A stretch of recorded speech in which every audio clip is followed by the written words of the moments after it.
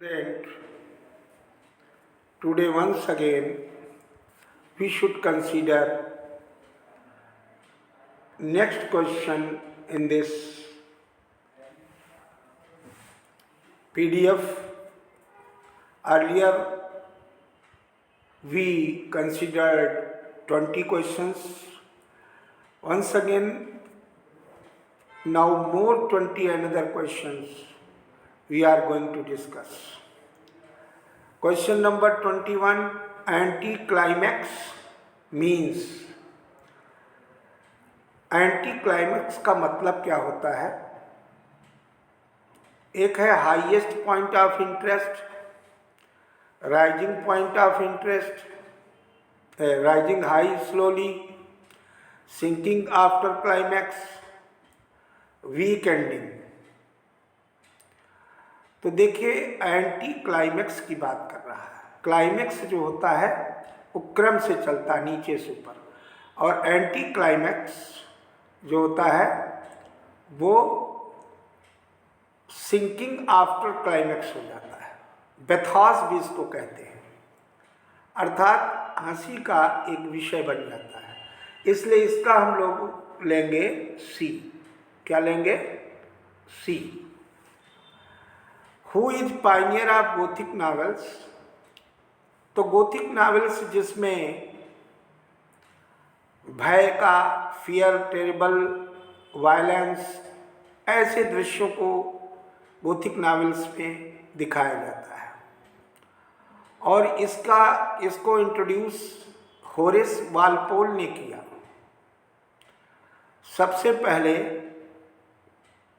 Horace Walpole ने किया, इसलिए इसका एप्रोप्रिएट आंसर होगा ए, होरेस वालपोल।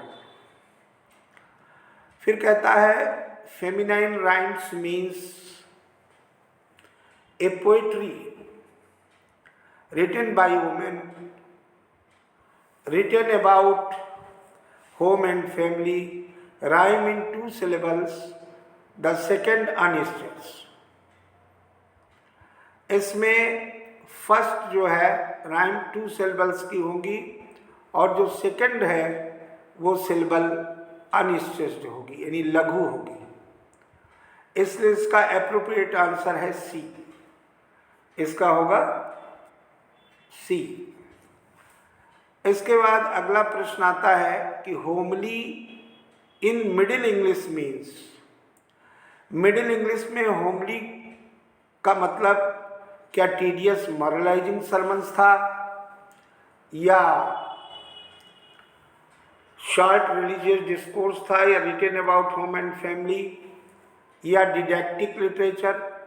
तो ये शॉर्ट रिलीजियस डिस्कोर्स को कहते थे, इसलिए इसका एप्रोप्रिएट आंसर होगा B.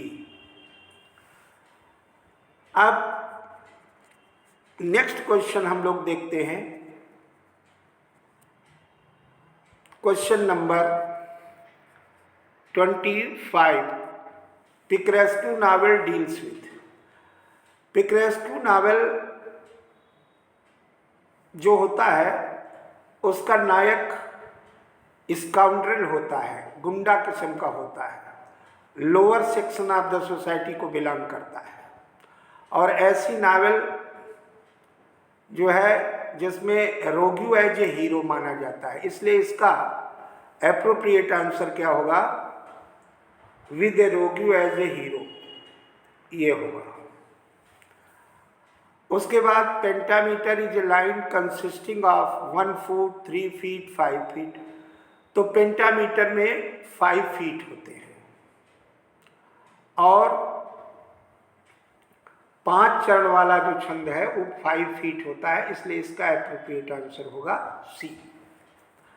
The term absurd has been taken from. Very important question.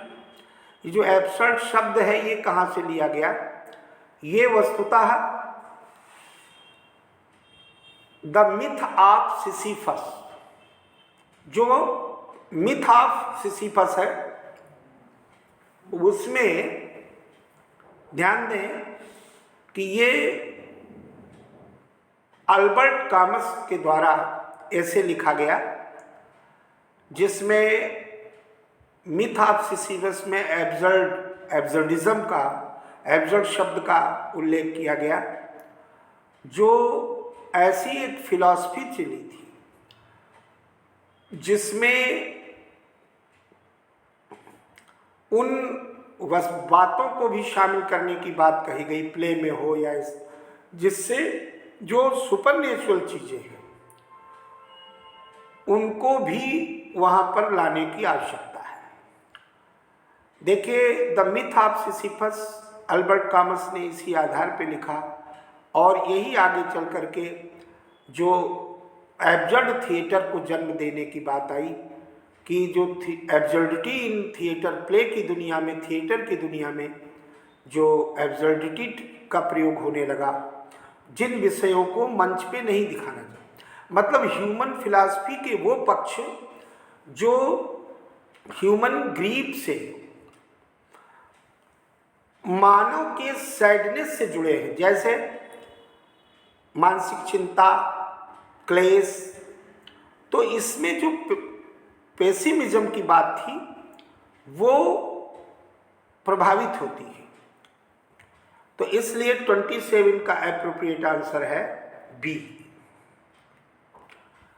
इसके बाद हम लोग अगला देखते हैं, question number 28, hamartia with reference to the tragic hero. देखिए, ये एक टर्म है जो हर ट्रेजिडी में हीरो की अपनी एरर से, नायक की अपनी त्रुटि से, गलती से होता है। अब इसमें ट्रेजिक हीरो के रेफरेंस में हेमरेसिया, आइए देखते हैं कि कौन एप्रोप्रिएट ऑप्शन होगा। एन इंटेलेक्चुअल एरर, एक बात, ए वाइस और depravity, something wrong in his life और कैरेक्टर, ए सिंफुल एक्ट। तो हेमरेसिया ट्रेजिक फ्लॉ यानी उसकी कमजोरी होती है। तो लेकिन इसको हम reference to the tragic hero में मानेंगे कि वो उसकी इंटेलेक्चुअल एरर है, मतलब समझदार है फिर भी वो कमी कर देता है, तो उसको हम इंटेलेक्चुअल एरर के अंतर्गत रखेंगे। तो इसका एप्रोप्रिएट आंसर होगा एन इंटेलेक्चुअल एरर। इसके बाद नेगेटिव कैपेबिलिटी, जिसका इंट्रोड्यूसर, जिसका प्रवर्तक जॉन कीट्स है। आइए 4 ऑप्शंस में देखते हैं। The ability to overcome unpleasant experience, a passive subordination to experience, depersonalised empathy with experience. मतलब जो अनुभव है ये एक्सपीरियंस गेन करते हैं, एक तरीके से एक्सपीरियंशियल जो एटीट्यूड है लेखक का, उसको डीपर्सनलाइज्ड कर देना, डीपर्सनलाइज्ड एम्पैथी कर देना। सिंपैथी, किसी के प्रति आप सहानुभूति करते हैं तो उसकी मदद करते। एम्पैथी में केवल भाव होता है, यानी मनोगत भाव। तो मनोगत भाव या अनुभव जिनको आप डीपर्सनलाइज कर देते हैं, व्यक्तिगत जीवन से और आगे ऊपर उठते हैं, इसलिए इसका एप्रोप्रिएट आंसर होगा सी। क्या होगा? सी। अब हम लोग अगले पड़ाव पे चलते हैं। Question number 23, which of the following, ध्यान से देखें, which of the following is are true of naturalism? Man is part of nature, man is higher order animal, heredity and environment determines man's life. अब इसमें कहा मानव प्रकृति का अंग है, ठीक है। मानव व्यवस्था के अंतर्गत संसार की व्यवस्था में पशु से उच्च है। विरासत और जो एनवायरनमेंट है, पर्यावरण, वो डिटरमाइंस करता है मैंस का लाइफ। ये नेचुरलिज्म से कोई लेना देना नहीं इनका। नेचुरलिज्म यानी नन ऑफ दीज, तो नेचुरलिज्म होता क्या है? नेचुरलिज्म में नेचर का फोर्स, नेचर को हम पूर्ण महत्व देते हैं और नेचुरलिज्म के थ्रू ये माना जाता है कि everything is controlled by natural laws, प्रकृति के नियमों से हर चीज नियंत्रित है, इस धारणा को मानते हैं। इसलिए इसका एप्रोप्रिएट आंसर इस परिप्रेक्ष्य में क्या होगा? आप देखें, इस परिप्रेक्ष्य में इसका एप्रोप्रिएट आंसर होगा नन ऑफ दीज, क्योंकि ऐसा कुछ इसमें है ही नहीं। देख रहे हैं, इसमें होगा नन ऑफ दीज। इसके बाद आप देखें अगला point, full fathom five the father lies illustrates. अब इस डिवाइस में फिगर ऑफ स्पीच है फुल फैदम, और ये लाइन एफ एफ एफ जो कॉन्सोनेंट का रिपीटिशन हो रहा और पहले ही वर्ड में फुल फैदम फाइव दाई फादर लाइज, इसलिए यहाँ पर एलिटरेशन होगा। क्या होगा? एलिटरेशन, यानी कि बी। इसके बाद by objective correlative, Eliot means, T S. Eliot इसका इंट्रोड्यूसर है। वो क्या कहना चाहता है? Correlations between different poets, no, objects and events that evoke an emotion. वे विषय और वे घटनाएं जो इमोशन को इवोक करती हैं, जो हमारी भावनाओं को प्रदीप्त या उद्दीप्त करती हैं, जिस विषय को देख करके हम उत्प्रेरित होते हैं, हमारे अंदर एक उद्दीपन होता है, स्टिमुलाइज होता है, वो हमारा ऑब्जेक्टिव कोरिलेटिव के अंतर्गत इलियट ने इस धारणा को पुष्ट किया।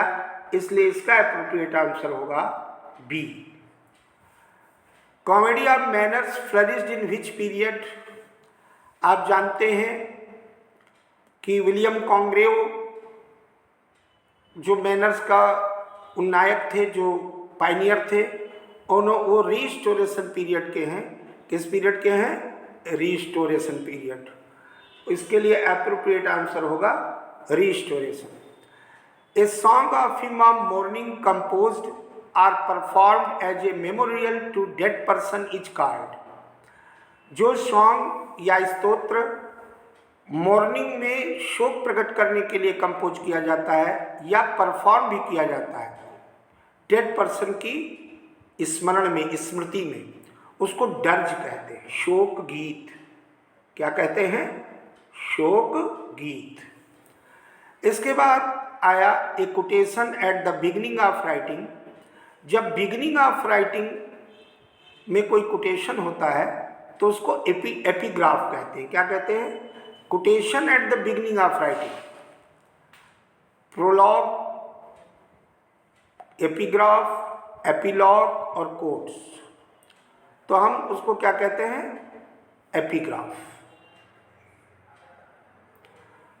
इसके बाद आगे हम देखते हैं क्वेश्चन नंबर 36। ए सॉन्ग और poem in honour on occasion of marriage is called. गीत या कविता जो वैवाहिक कार्यक्रम के ओकेजन पर एक सम्मान के लिए प्रस्तुत किया जाता है, उसको वेडिंग सॉन्ग कहते हैं, कि मैरिटल स्टेटस कहते हैं, कि एपिथैलेमियम कहते हैं, कि नन ऑफ दीज, तो उसको एपिथैलेमियम कहते हैं। विवाह गीत, वैवाहिक गीत, जैसे कि एडमंड स्पेंसर ने 16वीं सेंचुरी में विवाह गीत की शुरुआत की, तो 16वीं सेंचुरी में बहुत ज़्यादा ये इसका प्रयोग हुआ, और इसका इसलिए उत्तर होगा एपिथैलेमियम, यानी सी। इसके बाद हम लोग आते हैं question number 37। Free verse has another name. मुक्तक छंद, इसको वर्स लिब्रे भी कहते हैं, फ्रेंच के उसमें इसको क्या कहते हैं? Verse libre. तो इसलिए इसका आंसर होगा वर्स लिब्रे। इसके बाद हम लोग अगला देखते हैं। It is a comedy in which action is more salient than characterisation. तो देखिए, जो कॉमेडी ऐसी जिसमें एक्शन अधिक होता है बजाय चरित्र चित्रण के, उसके पात्र की भूमिका एक्शन की भरमार है, तो उसको हम मेलोड्रामा की कोटि में, अति नाटक किसमें रखते हैं? अति नाटक। वो होता है अति नाटक। उसके बाद हम लोग आते हैं अगला। देखिए, आज का इस सीरीज का इस वीडियो में अंतिम क्वेश्चन है। A composition that imitate somebody's style in a humorous way is called. तो जिस कंपोजिशन को हम अनुकरण करके, नकल करके किसी की स्टाइल को करते हैं और बड़े हास्यास्पद तरीके से, उसको पैरोडी कहते हैं। क्या कहते हैं? पैरोडी। तो इस प्रकार से आज हम लोगों ने इस चैप्टर में देखा कि जो चीज़ें लिटरेरी टर्म्स की दृष्टि से महत्वपूर्ण हैं, अब आगे अगले वीडियो में हम लोग फिर विचार करेंगे और इसको आगे हम लोग रखेंगे।